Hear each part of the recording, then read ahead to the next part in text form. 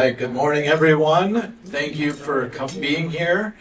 Excited to have our team from insurance doing a presentation. I'm Brad Drager. If you guys don't know me, one of the financial planners on the team working under Justin.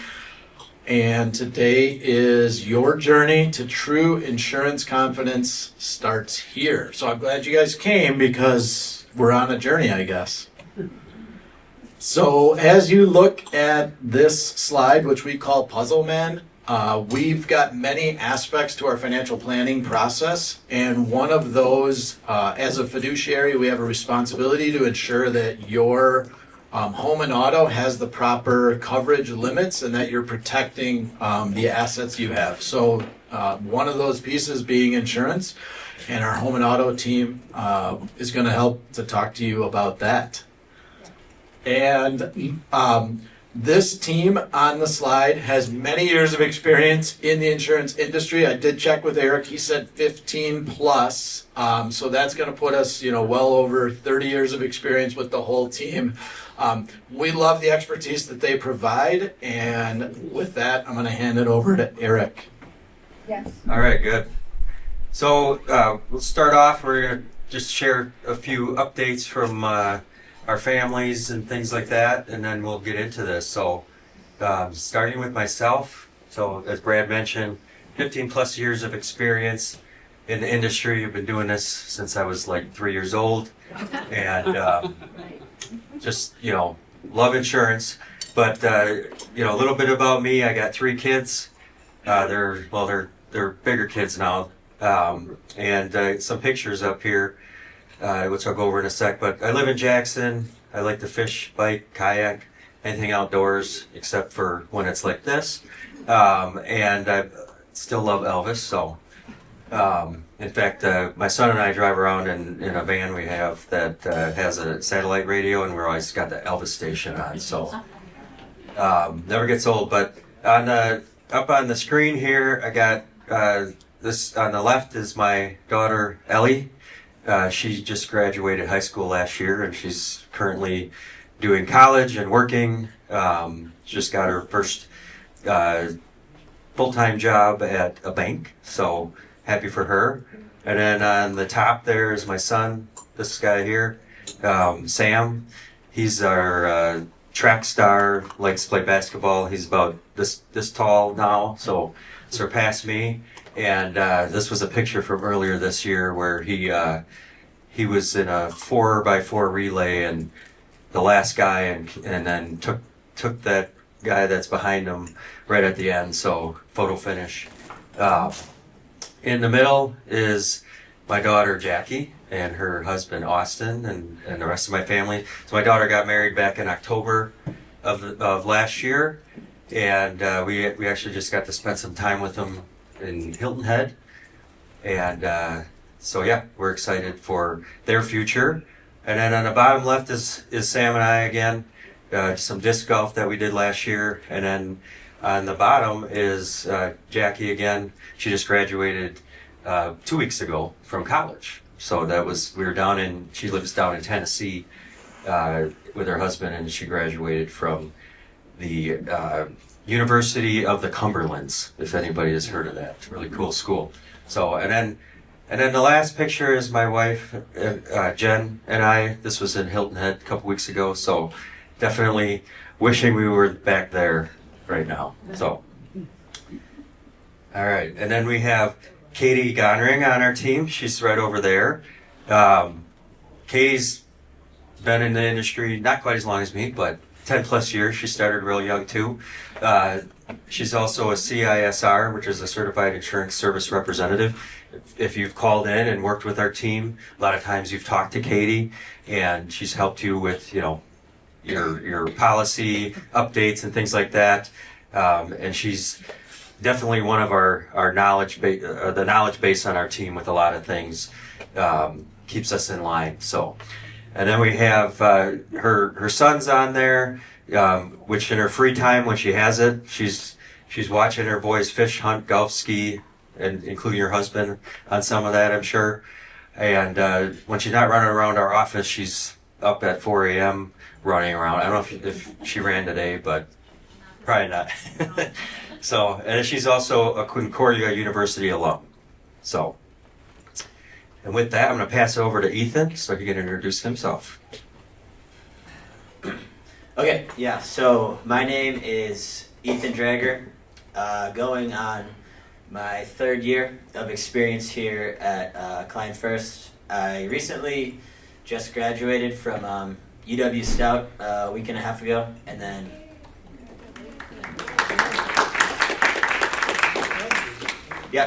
I also graduated from KML. That was my high school, if anyone goes there.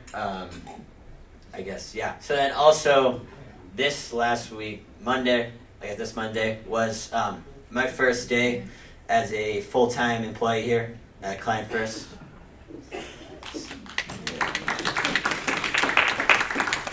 Okay, and then, so I still live in Jackson. I grew up there, I'm living there right now. And then as far as my activities, I played rugby throughout all of my college career. Very excited to be, it's intense. Very excited to be done with that. Kind of, let my body heal. Enjoy my free time. Kind of gonna go back into my golfing realm, where it's a little less hurt on the body. And then I also love kind of disc golfing and snowboarding are also my big things to do. Looking at my pictures, we can go in the bottom here. So this last year, my rugby team, we qualified for the Nationals in Washington, D.C. So that was super cool. Just a picture of all our graduating seniors who went through a tough 4 years, but it was exciting to have a good way to cap it off and have our success show through that. And then I have a graduation picture. So I did graduate from UW Stout, like I said before. That was exciting. I have my parents and grandparents in that picture, and then I have another one in the top with my girlfriend Kate. So kind of exciting to share the graduation with them and go on this new chapter in my life. And then this other picture was probably one of the most exciting trips I went on. That's with my college friend Francis. I got to visit him in Malawi, Africa, if anyone's heard of that. I went there for a whole month and got to kind of experience what that was like. It was really cool. Met his parents, and then I went with one other college friend, Declan. We got to kind of experience the land, went camping, hiking, went on the safari, got to see everything. So, super cool experience, and I was really happy to be a part of that with him. And then we have Jessica Zarling in the front here. You can see her. She is going on her second year of at Client First and is a former teacher, has a love-hate relationship with gardening. So that's an exciting one. And then she is married to Paul Zarling and is a proud mother. Also, for her free time, is a pianist and then also a vocalist and enjoys biking. So looking at the pictures we have down here, her and Paul went on a trip to Chicago with Selah and Saxon. That was a good time. And then the middle one would be Savannah's last time at home, taking just one kind of family picture, one final one. And then the other one was Selah's confirmation, just showing all the family there for that. Okay, now for the excitement. I get to talk about the love of my life, home and auto insurance. There it is. Okay, so for Client First Insurance Agency, we're looking at why insurance matters. This is kind of just an outline of today's presentation. So the first thing to look at would be the role of insurance in your financial plan. We kind of had it as the puzzle piece in your big overall puzzle. So what we want to show is that it's the essential piece of your TrueHolistic financial plan, and our role is to make sure that everyone has the proper protection in place to keep your goals on track in case any of the unexpected happens. And that's our commitment to clients, is making sure that you have proper protection and make sure you hold all of your assets and stay in a good financial position. And that's kind of how Client First was different, that we have the financial part and then the insurance as well to help keep you protected from life's events. And then that comes through, we call it an insurance roadmap, which we call your journey to true insurance confidence. We have a few steps that we will go through throughout the presentation to kind of show everything that we're doing and how we keep you confident and then fully insured. And then at the end, we will do your insurance questions answered and then anything from the crowd. And then, so just to look at that roadmap, I'm going to just start outlining it. We have 4 different steps on this. Our first one will be milestone 1 is to educate.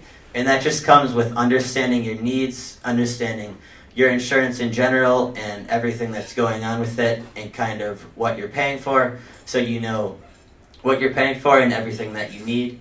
And then the second step, we call it strategize, and that's all about tailoring your protection to your specific needs, understanding your situation, and how we can provide the best insurance for you and what you need. The third milestone would be your illustrate, and that's kind of, we'll have different options as far as carriers, and then so we want to visualize that to you and help understand what would work best. And then the final step would be to execute, and that's just part of securing your future and helping get you the right insurance and getting that in place, and then helping you get set up to work with our team and get the protection you need. Okay, and then I will turn it back over to Eric to go through the individual steps. Day 3 for Ethan here, so doing a great job. So as Ethan highlighted here, the first step on our journey is to educate, understand your needs. So, essentially we want to get to know you a little bit and understand, what type of things we're looking at for you, and just in general, getting to know you helps, because there's a lot of options and strategies that we can talk about, but everybody's a little bit different when it comes to that. So another part of the educate is kind of an insurance 101, going through your coverage. We want to, one big message that we, try to communicate to clients is we're here to help you understand what you're paying for, because once you have some understanding, it helps you make, as you're making decisions, you can make a more informed decision. So I always joke, you don't have to become an insurance agent, nor do you probably want to become one, but everyone should have some knowledge of what they're looking at. So, and this roadmap is part of what we call our true policy review. We're not just, explaining things to you. We're going through things and offering ideas, some that are common, but some that are going to go beyond that. So as we educate, like I said, to start with, we want to get to know you, where you're at in life, what assets, you're looking to cover, the policies that you have. So sometimes just, understanding what you all have or don't have in some cases is helpful, because it's not always, a lot of times people come in to meet with us because they want to save some money. They don't really, nothing's really happened where they had to use their insurance, but that's actually the perfect time to come in, because you don't want to come in after something happens. We'd rather talk to you beforehand. So getting to know where you're at in life is helpful, because right now might be different than 2-3 years from now, and there might be changes that are coming up that we need to talk about. We also want to know if you do have concerns. What's your experience been with your agent or carrier, or just in general with insurance, because insurance is one of those items that gets a bad rap sometimes, because people have had different experiences with it, and we want to be able to understand that so that we can help you through that. Because a lot of times you don't have to like what you hear as far as what we're sharing, but we're going to be honest with you and give you the solid advice and information that'll help you make those decisions. So that's kind of where we start. We want to get to know you and understand where you're coming from, and as well as going through what you have on your policies. So what is the education part? So when we're going through a clients' policies, one of the first things that we do is we'll pull out what you have now. You know, you bring in your declaration pages, and we're going to go through the coverages that are listed on there, just down to the basics. You know, like what's covered on here. What does it cover? Who does it cover? You know, part of the exercise of going through that is also we want your eyes on it, because sometimes you haven't pulled these things out for a long time except to pay the bill. And we often catch things like, oh, that loan shouldn't be on there. In some cases, that car's been gone, you know, for a while. So we like to make sure that things are up to date, as well as going through why do you have these coverages. When we go through the coverages, sometimes we'll ask questions, you know, how did you set this up or come to these limits? Sometimes you're asking us questions like, I don't even know what that is, which tells us a lot too. You know, you haven't gone through this before with your agent potentially. And then are there coverages you need to know about? So besides what's on the paper that we're looking at, it's also helpful to know what's not on that paper. You know, so that's where we start the education of like, there's some of these coverages I see what you have here, but do you know that this is available or this coverage is available? It's important to do that as well, because this is where you can make a decision or start deciding, hey, maybe I should add this coverage that Eric's talking about. So those are some of the things that we do. And this is, talking about the auto, but we go through what coverages. So specifically on the auto, I mean, there's a lot of different parts of the policy. So as we talk through that, we do go, talk about some of those potential options, coverages you need to know about.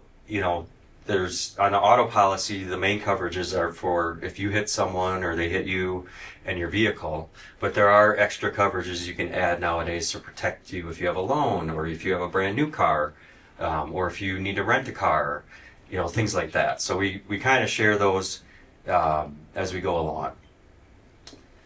When we look at the home, same thing. We want to help you understand how the home policy works and what it covers, or if you have a renters or a condo, to get an understanding of what am I getting covered here. So when we look at the home policy, who does it cover? Obviously, if you're living there and you own the house, it's you. But if you have other, children living there, it can cover them. If you have other family members living there, but there are cases where you may have a guest living there that's not covered. So understanding who's covered on the policy is important. And then the different parts of a home policy, I always say the home's a lot more complicated at times than the auto, because the auto is a lot of people have pretty much had similar coverages over the years, so that doesn't change a lot as far as what the coverage looks like. But on your home, that policy constantly changes year after year.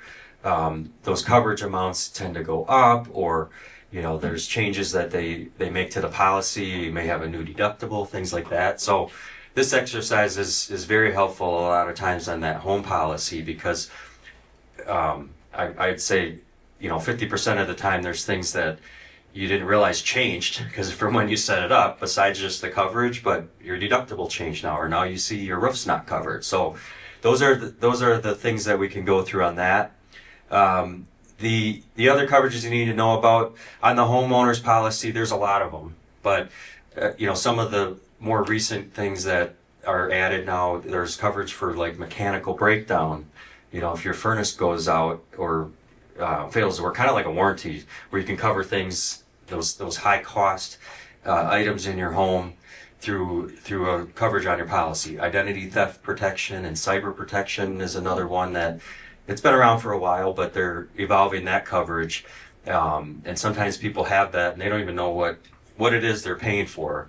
And then there's probably one of the newer coverages is for like inland flood coverage. If there's say your neighbor has a pool and it collapses and water comes rushing into your basement, that could not be covered on most policies unless you have that endorsement. So there's always new changes and things out there that you probably have it on a piece of paper that was mailed to you at some point, but if it's sitting in the pile like a lot of us have, if you haven't acted on it, you want to know about that before something happens. So going through, the education part is really important, because not only do we get, like I said, what do you have, but what don't you have, so that you start to get a better feel of your policies. So once we've gone through that process, a lot of times, and sometimes these kind of, melt together as we go through, but we're going to start to strategize and tailor your protection. Okay, so the common things, that we're going to go through, common ways to save. Of course, we can talk about your deductibles, and do you take a coverage off that isn't important to you? If you have auto insurance and you have rent coverage for a rent to rent a car if your vehicle's in an accident, or if you have roadside assistance on your auto policy, but you have AAA roadside somewhere else. So some of these things that we catch are easy. Hey, take it off. You're paying twice, or you don't need this. Some of the other things we go through are a little more customized, and each person might be different. So there's everyone's a little bit different on how they think about insurance, but everyone's pocketbook's different too, and what their tolerance is, as far as deductibles go, or what they add to the policy. Some people like to have, a lot more coverage than others, and some just want the basics, and that's fine. But at the end of the day, we want to make sure that you are able to make that decision, intentionally, versus finding out after a claim that, I didn't have that coverage. So, and again, this kind of goes through in that true policy review. So one example for auto, if we're talking about common ways to save, we'll talk about raising your deductible, things like that. The package discount. So if you don't have your auto and home or renters or condo, if you don't have things bundled, there's discounts that you can get. A lot of times people do, but there's also other discounts beyond that with carriers that we go through specifically. Good student, recent graduate. So if you have younger drivers in the household, there's always discounts. There have been for years for the getting good grades, but there's other ones out there now for if the student just graduated at times, and then some have even other more additional discounts, if they've taken some road safety courses and things like that. So really going through the discounts is something that we try to do to make sure you're getting all of them, of course. Maintaining a clean driving record. So that kind of goes more into a discussion of what counts against you. Sometimes people think, I haven't had anything happen in a couple of years now. My rates should go down, and unfortunately, with a lot of companies, that isn't always the case. In fact, most of them now are looking back 5+ years to count things against you if you had an accident, things like that. So credit score re-rating. So sometimes, if you're a current policyholder of ours, a lot of these are things we go through. But if you're with us currently, some of our companies, you can rerun like a credit or insurance score, which is basically, it's kind of like a credit score, but there's other factors. And sometimes just running that can save you money or get you in a better pricing model with that carrier. So, and then other discounts, kind of went through some of that, but there's billing discounts, obviously if you're paid in full versus monthly. There's what we call affinity discounts. So some carriers, depending on, even if you're retired, your profession could matter. It could get you a discount. A lot of companies actually ask what you do for a living as part of the quoting process, because insurance is very discriminatory. They look at every little thing, but they also do sometimes get discounts based on certain professions, or college alumni, things like that. So those are things that we could go through to see if you qualify. And then low mile, there's the usage on your vehicles, things like that make a difference. So, but those are the common things that any agent should be going through if you're reviewing the policy. Where we get a little more in depth is, providing you other things to think about. So like when we talk about your deductible, the number one thing clients say, how much does it save me? If I go up to a higher deductible, because the higher you go, the more you can save. there's always that factor, but we try to have you think through, like, hey, if you have a claim tomorrow, what am I going to use this deductible I have now? You know, and that discussion goes into how claims affect you nowadays. You know, I mentioned 5 years is how far they look back or more. We have some that look 6-7 years back. What counts against you in your rates could be any. I mean, I always joke it could be just about anything if it shows up on what we call a clue report, which is like a credit report for insurance. So if you have a claim, it gets reported to this entity, and every other insurance company can see it. So just understanding that, you know, nowadays if you make a claim, or even if you call in intending to maybe make a claim, and then even if you decide not to after that, and they pay nothing, those can count against you on your rates. So those are things to know about. And the example I always use is if you back out and you hit your garage or something, you know, feel like an idiot. I hit my garage door. It happens all the time, by the way, so don't feel like an idiot.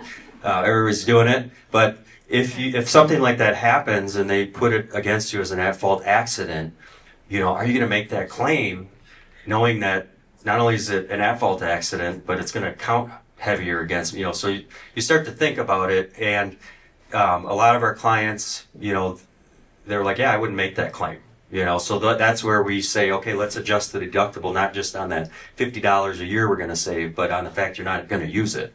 And every little bit starts to add up as we go through that.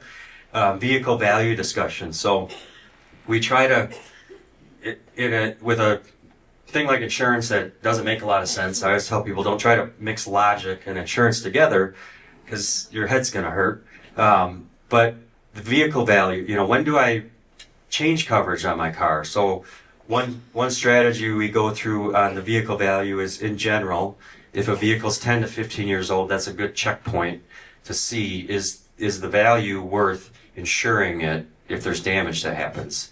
Okay, and by insuring it, meaning am I going to keep full cover, you know, comprehensive and collision on that vehicle?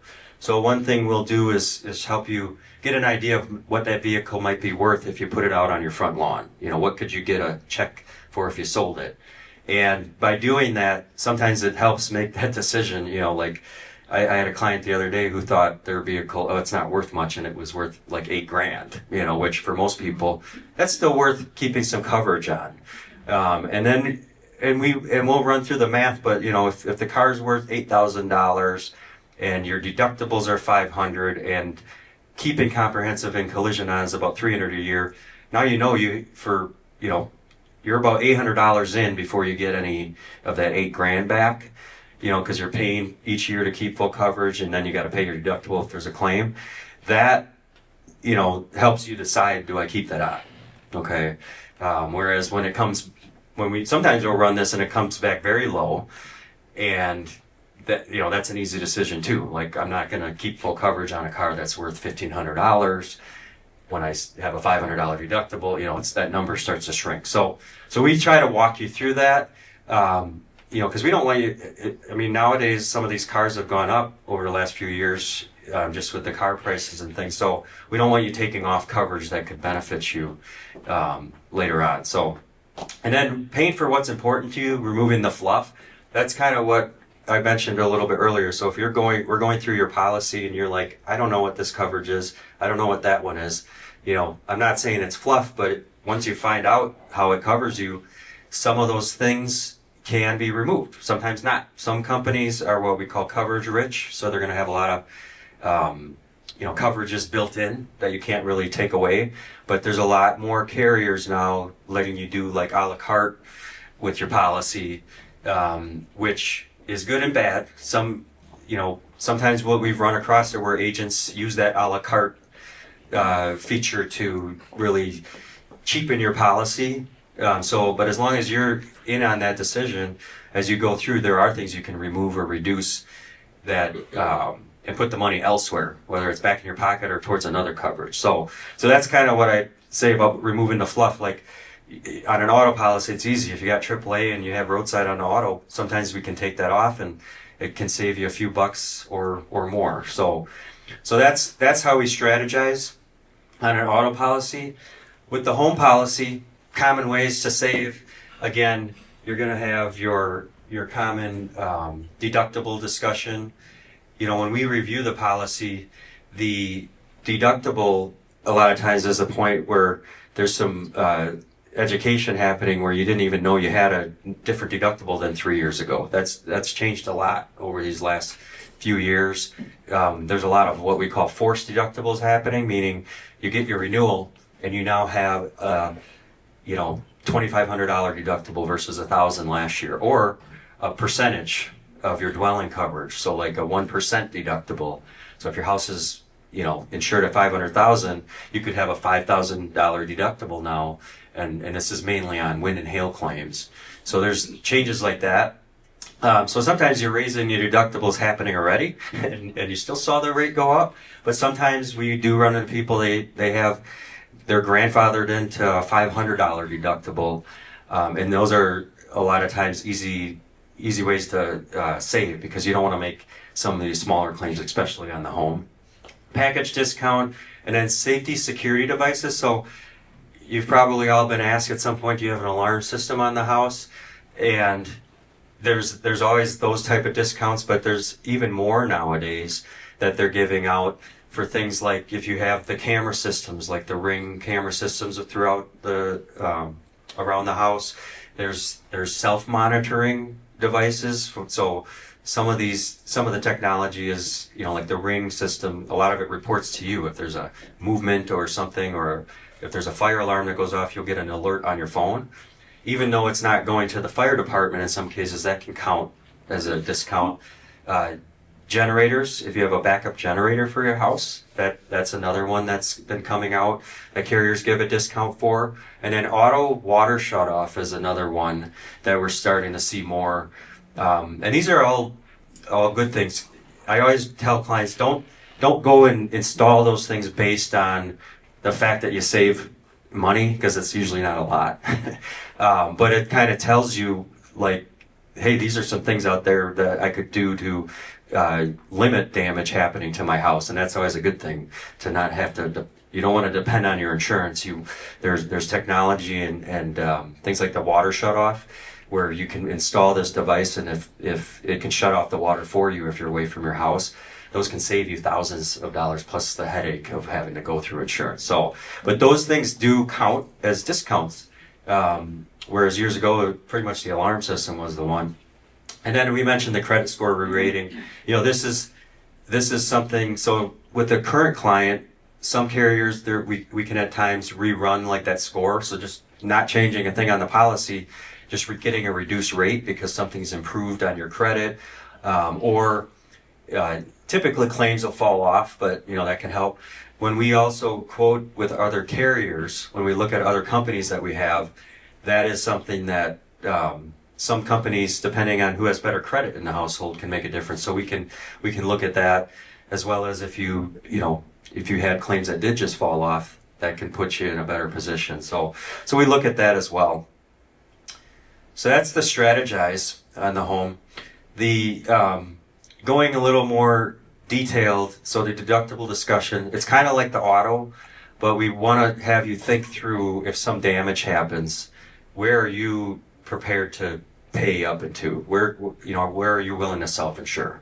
If you're handy and you can fix stuff, or someone, and you get $1,200 in siding damage or $5,000 in siding damage, if you have the means to cover that, that might be a good starting point to look at for your deductible, because you don't want to, and especially on the home nowadays, you don't want to nickel and dime your home policy.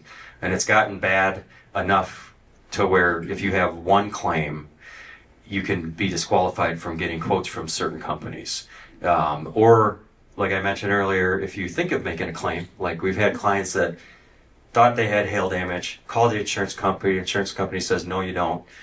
Well, that shows up as a claim, and as we take them around to other companies to get quotes, we're getting a lot of no's because they count that as a claim. So, not that it's fair, but these are things to know about.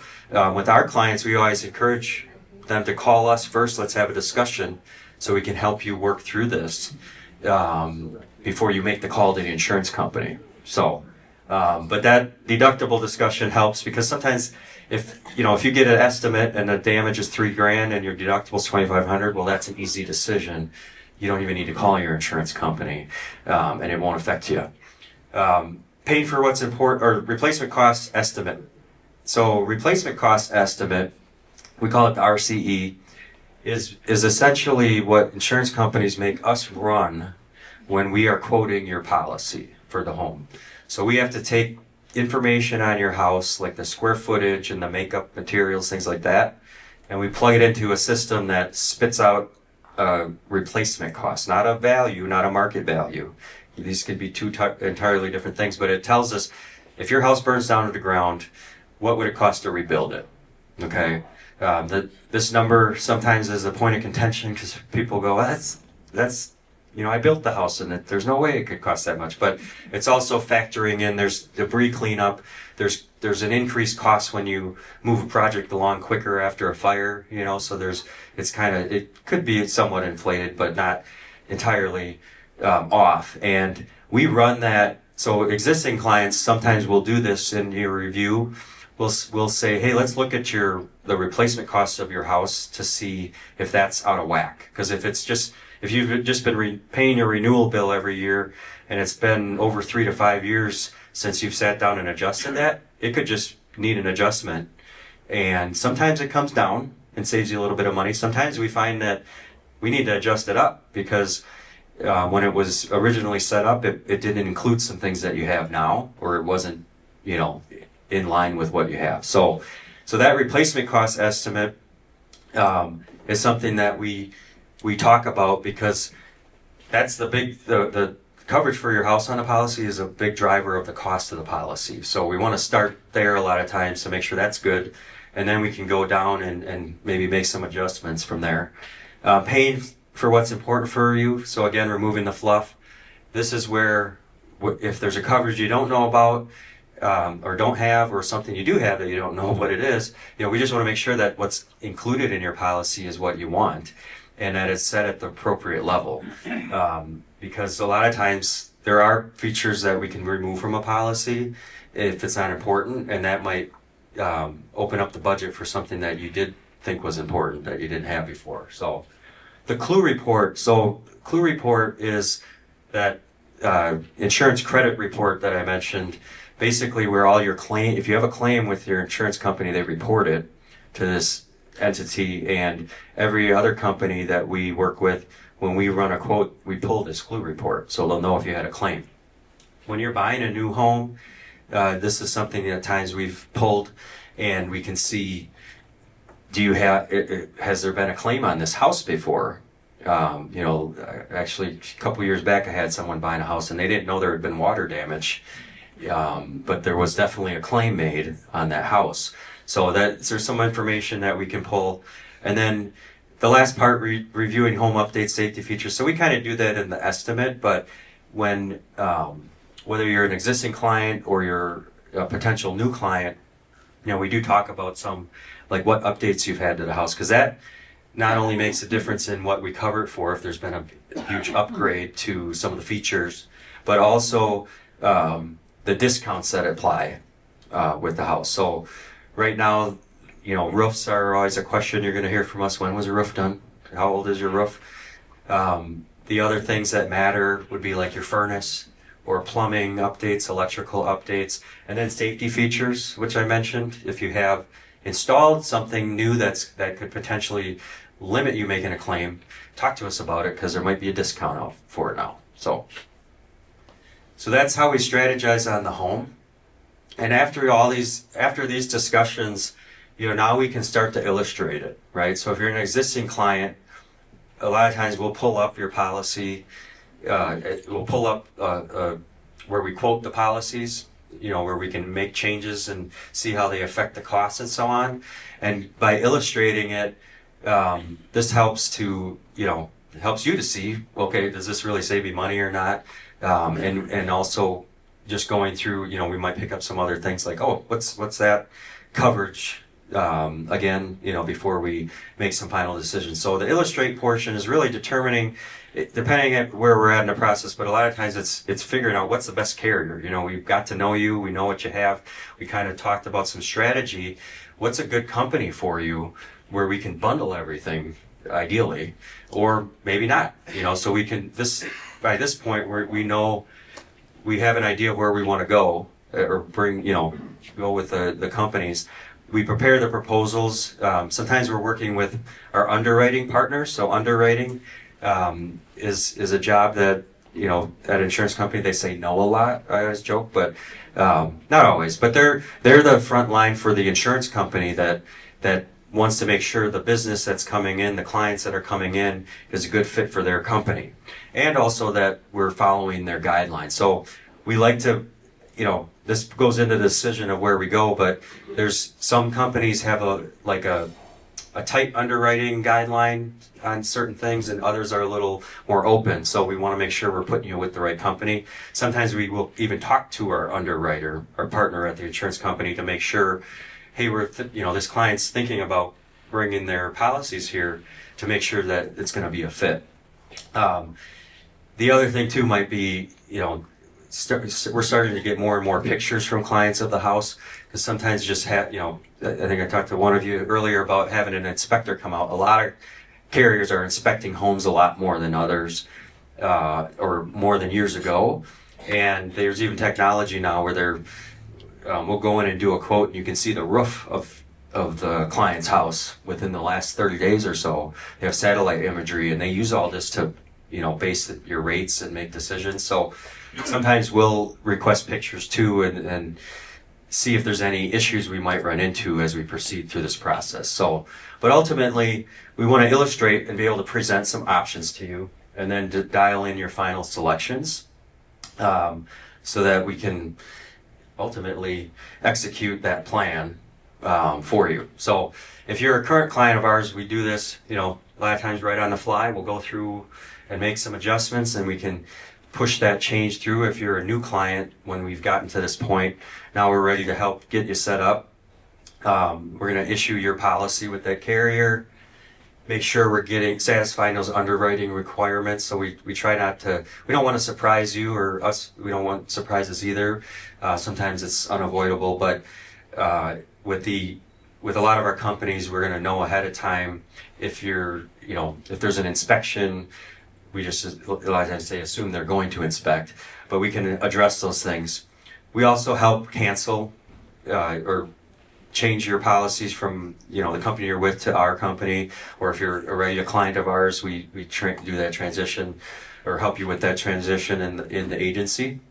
And then the onboarding, again, is in smoothing or ensuring a smooth transition, making sure things are issued and that you're getting know what to expect, and working with our team. So like our team here, Ethan and I work a lot with the newer clients, and then Katie and Jessica are in touch with our current clients a lot more. So we all work as a team, but primarily we want to make sure that you can talk to us when you call, and you're gonna, whoever's helping you out at the time is going to be able to work with you. We don't work on commission or things like that. So, and then our renewal process. So whether you call in to make a change on your vehicle, or you call into just a question, we're always here to help you through that. As your policies renew, so when you're a client of our agency, we're in touch with you around the 90-day mark. We start reaching out to let you know things are coming, and offer that chance to sit down either ahead of time or when it's convenient to go through your policy, answer any questions you have. It's a pretty simple process once we've gone through the education, the strategizing, and illustrating. But this execution is key. And if you're not a client of our agency, sometimes we meet with clients that it's not a fit. We don't have all the companies in Wisconsin here for insurance. Sometimes we can help you, providing you that information so you can execute that strategy with your current provider. So that is our ongoing partnership with you, essentially. As you get to the end of this roadmap, if you're a client of ours, we're committed to working with you long term. So, I kind of talked about that, how on the renewals we'll be in touch and things like that. The continuous support and guidance. So a lot of our clients don't want to meet every year. It's not like if we just did this last year, but we're here to help as you have questions or are making decisions. You're buying that new car, or you're going to be making some updates to the house, that we can give you the insurance perspective on that, so you know where to go with it. Adapting the plan to your needs. So as the biggest one is when someone's adding a younger driver, it kind of upsets the package sometimes, where the rates are going to go up. We can tell you that, but there's also the chance that it might go up to where we want to shop it and things like that. So, but we're here to help go through that, and sometimes that's a good opportunity, because now we make some of those changes we talked about a couple years ago, raising deductibles. Maybe now is the time to do that, and you're better prepped to make that decision than you were before. And then, of course, if we're doing a good job, we want to make sure that you are comfortable referring your family and friends. So we do work with a lot of clients that, we insure others in their family and things like that. So that's our commitment. We want you to feel comfortable enough to refer your family and friends. So ultimately, as you get to the end of your roadmap, we have built a shield for you. Insurance is, we kind of talk about it a lot, as it's a shield between your financial assets and the unexpected stuff that can happen. That shield's important because all of you probably have somewhat of a shield now, but is it strong enough? Is it, polished up? Those are the things that we want to make sure that you have a good, strong shield. So with that, we have a little skit here today. I'll introduce it here for us, but this is our skit, and this is the background for you. So we got Brad and Lisa are married. They have a daughter named Shelly, who just turned 16. They're planning clients with around $600,000 in assets, and they have auto and home insurance currently. They have 3 cars. One with these are their coverage limits: $100,000, $300,000 for bodily injury, and then $100,000 for property damage. And one of those cars is a 2010 Toyota Camry. They have a 2018 BMW X5. It's nice cars here. And then a brand new 2025 Tesla Model Y.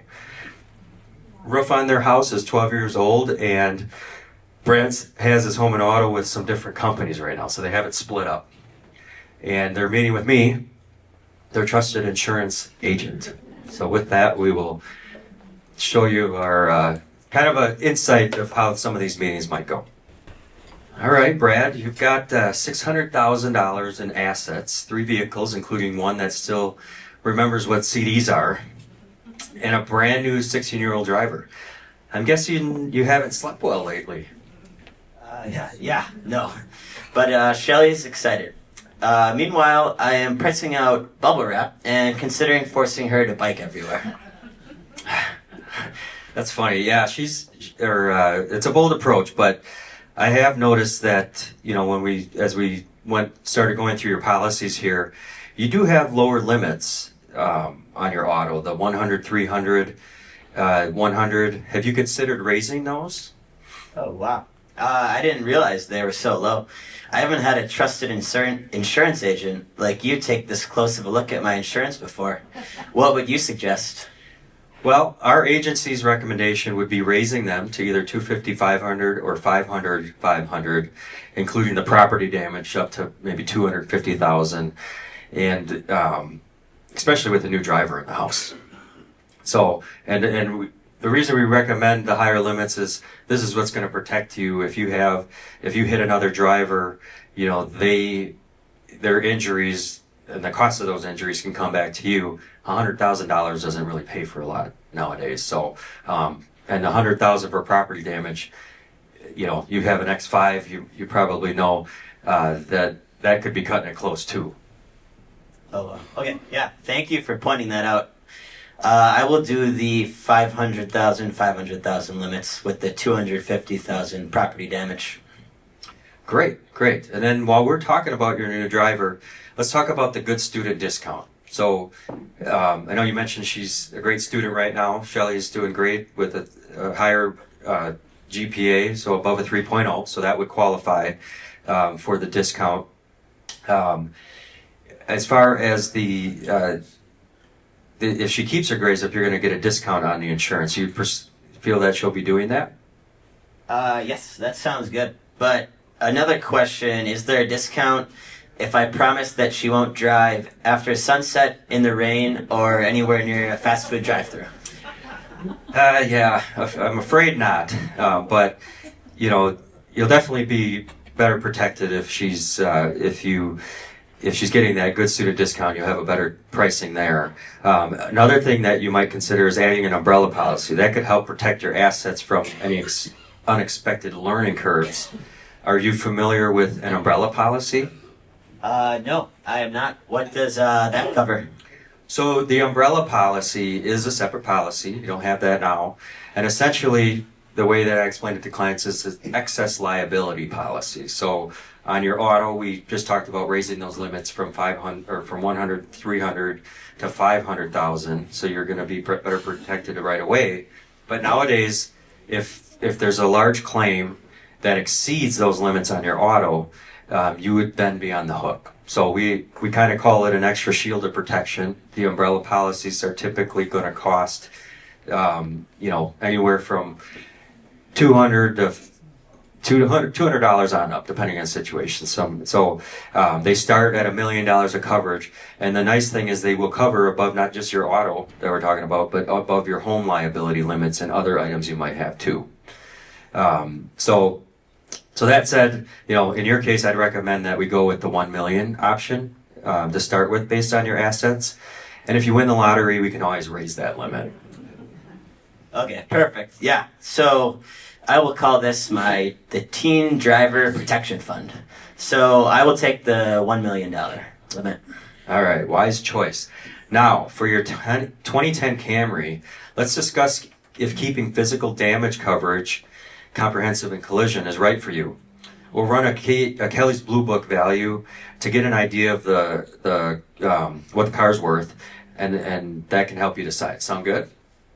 Sounds good. Well, if Kelly Blue Book tells me it's worth less than my lawnmower, I assume we should just let nature reclaim it and take off the physical damage coverage. Essentially. Here's that value. Let me put my glasses on. Oh wow, so it's only about $1,500? Yeah, that's what it's saying right now. Wow, I didn't realize the value had dropped that much. Let's take off the physical damage coverage. Hopefully that'll help soften the blow when we add Shelley to the policy. Great, we'll do that. And then going to your 2025 Tesla, let's talk about car replacement coverage. And what is that exactly? So the car replacement coverage is a coverage that's not offered by every carrier, but several of our carriers do offer it. And essentially what it does is, for the first anywhere from 2 to 5 years of a brand new vehicle's life, you can cover it for full replacement costs. So for example, with your Tesla, 1 year from now, you're driving in this beautiful weather we're having today, and your car slides off the road in the rain. You're okay, but the car's a total loss.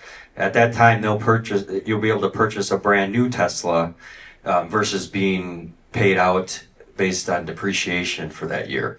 And in the first 3 years of a vehicle's life, the value can drop significantly from what you purchased it for. So that pretty much is, it is one of those extra coverages, maybe a little fluff, but it's definitely one that we recommend. Okay, so you're saying that I wouldn't end up replacing a brand new car with something that looks like it lived through 3 different apocalypses? Precisely. We'll get that added for you then. Now let's discuss your home. How old did you say your roof was again? The roof is 12 years old now. Why does that make any difference?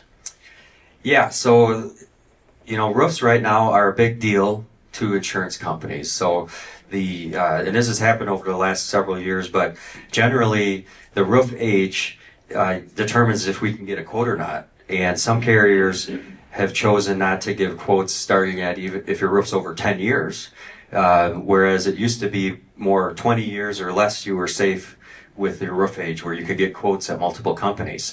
So it's one of the first questions that we go through when someone has a home policy they want quoted, because of the fact that it can limit our options depending on age. The other part of this is, as the roof's age, your coverage can change now with carriers. Years ago, the norm was if the roof's 20 years or less, you're going to get a brand new roof if there's enough hail damage or something like that. Call it the roof lottery. Well, there's not a lot of winners of that nowadays, with some of the changes carriers have made. Many of them have gone to covering the roof at a depreciated value, meaning if your roof's 15 years old, you will get, a depreciated amount to replace it, in addition to paying your deductible. So in a sense, you might have two deductibles. So it's very important that we know that, but I know I gave you a lot more detail than you probably need, but that is why it's important. And some carriers, like your 12 years is a good, for most of our carriers, so that shouldn't be an issue. Some carriers will ask that we get proof of that, so I'm assuming you have that. But this is also good to know as we prepare your replacement cost estimate, make sure you're covered correctly. Yeah. So what is a replacement cost estimate exactly? Oh yeah, so the replacement cost estimate, we kind of talked about a little bit earlier, but essentially that is what we're going to go through in a little bit here to make sure that the coverage amount for your house is at the appropriate level. So we actually prepared, or we will actually go through some of the details that, most of this you're going to know off the top of your head, but that roof material and age can factor into that as well. Okay, I think I get it. So you're saying if something happens, well, I just don't want my coverage to say, here's enough to rebuild half of your living room. And I definitely don't want to pay more than I need to. Fair enough. And before our appointment, we started preparing an estimate with the information available from your city's assessor.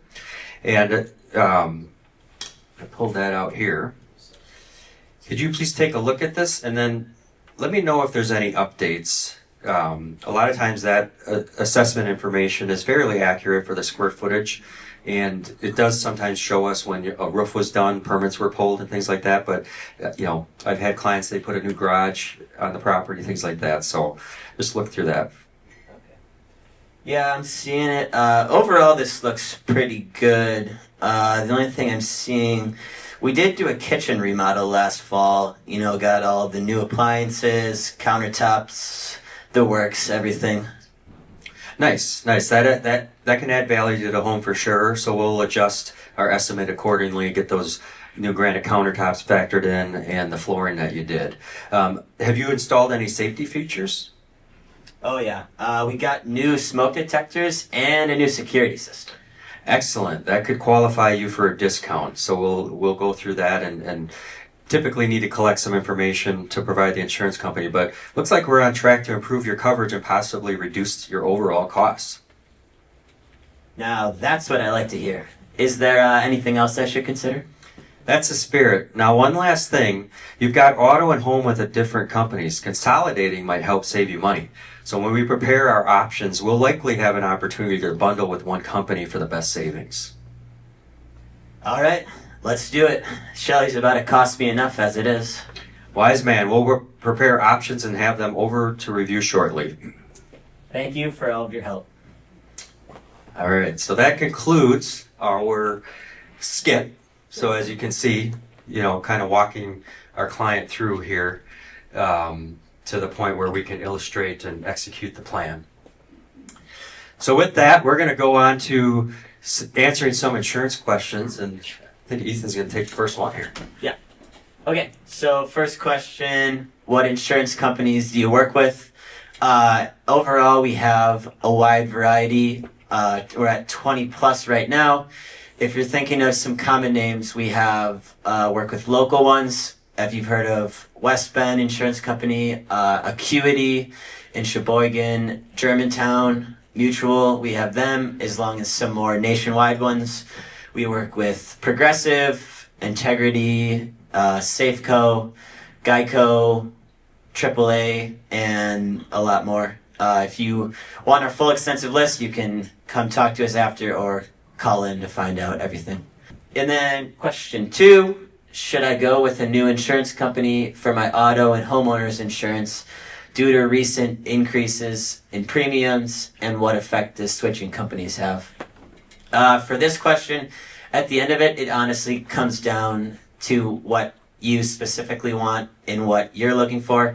The choice is yours, basically, depending on what cost you're looking for and the factors that are important to you. Maybe you have a strong loyalty to a company and they've treated you well, then it could make sense to stay with them. Or maybe you could find a big discount with somewhere else. And then as far as the switching companies, some companies will offer like a longevity discount for the longer you stay with them, so that can be another factor to consider with that as well. Eric, do you have anything to add? Yeah, no, that covers it pretty well. Yeah, the effect of switching companies is it's not really a big impact at times, but there are most people weigh cost and comfort, right? So if I tell people, look at the bottom line, if there's a decent savings, you're going to think about changing more than not.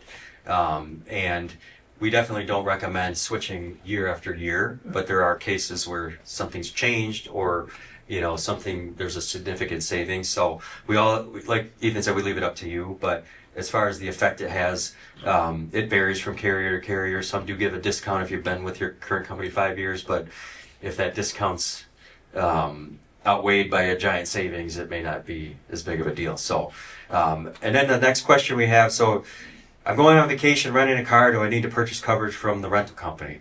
This is a common question we get asked, and the answer is, it depends. So most carriers, as long as you have a car that's covered with full coverage, that will extend to a car that you rent. Meaning you can make if there's damage to that car, you crash it and they got to put it to the body shop to get fixed, you're going to pay your deductible and to fix that car. Some of the hidden coverages that may or may not be on the policy, a lot of times not, would be for things what we call like loss of use. So if that rental car company can't use their car, they might say, hey, we're losing money, and try to come after you for that. Or the diminished value, which is where the car is going to be worth less now because you crashed it. Some carriers have an optional coverage to cover that. It's best to, you can always give us a call to see if your policy has it if you're with us. But in general, as long as you have comprehensive and collision on at least one of your vehicles, it will extend to that rental car for those main coverages. And then we have one other one on here. We kind of hit on the roof coverage, that's changing, things like that. So one of the questions was, with all the storms, you see your neighbors having contractors come by or get new roofs or telling you they got damage. What's the process for starting a claim? Should I be concerned about the claim raising rates? And then who should I trust? So, in general, the process is we encourage our clients to call us so we can talk through that. But you do want to maybe get an assessment of the damage from a professional or two. So when we talk about getting a quote for damage, we call them storm chasers. There's people not from the area sometimes that start coming around. We recommend doing some research or talking to friends and family to see if they have someone more locally they can recommend to give you an honest opinion. And it doesn't hurt to get the consensus. 2-3, have 2-3 come by so you can see if there's a common theme they're sharing with you.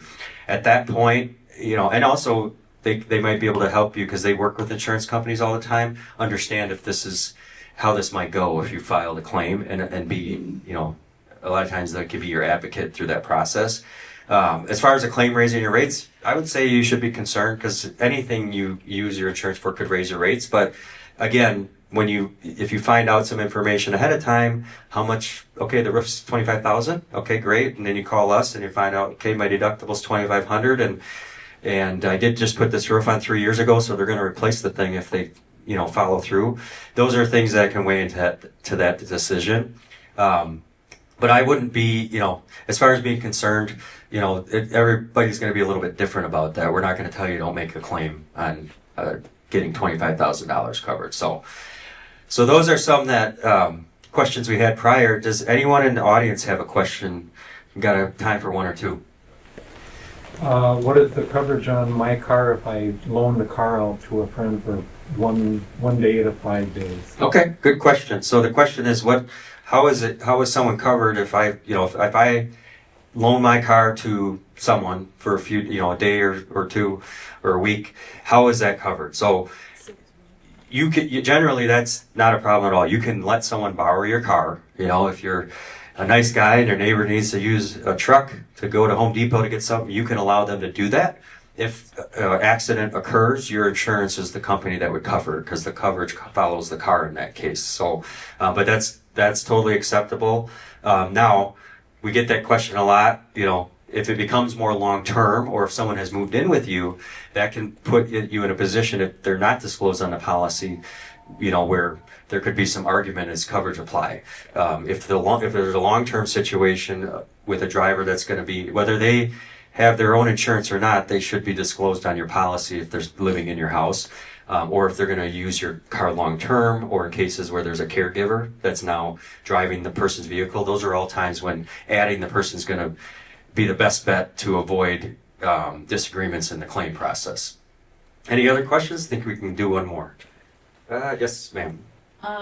Hail damage. I didn't understand what you said. I don't think.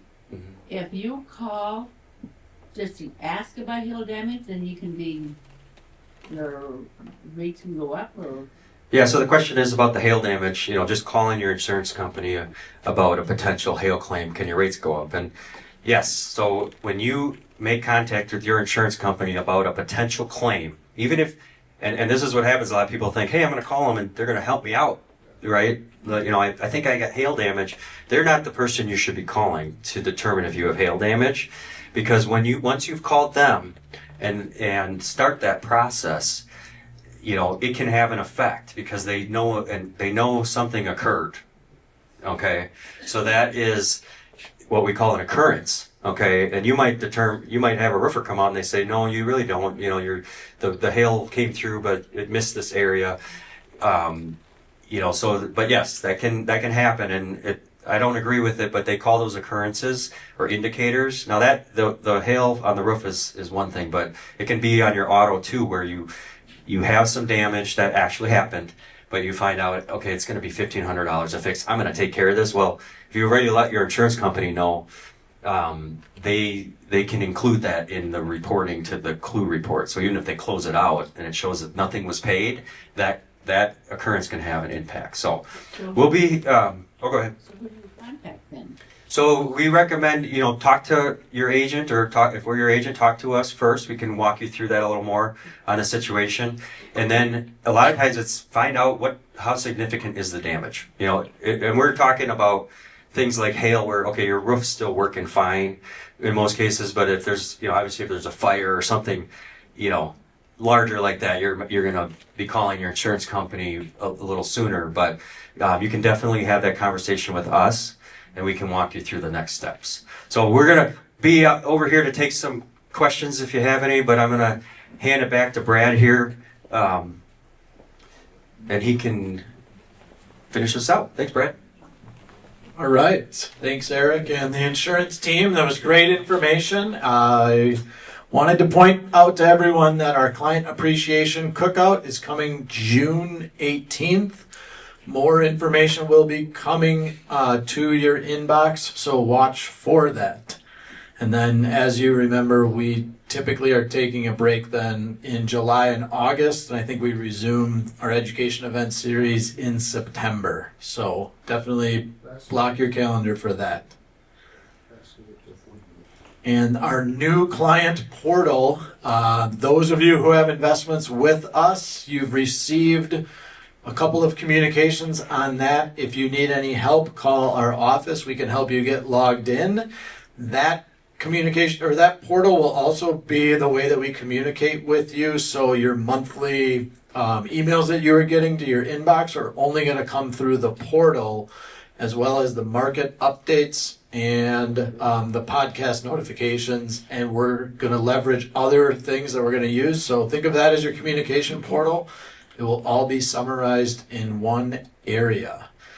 And then the last thing is feedback. Now, I see that this slide is up here, but on your table or what you got with you, you should have a QR code. So if everyone wants to pull out their phone and provide real-time feedback to the team, that would be great. And if you haven't moved forward with financial planning with us or have a friend who wants to, all of it can be done through our no-fee initial consultation. And with that, we are resumed. Thank you.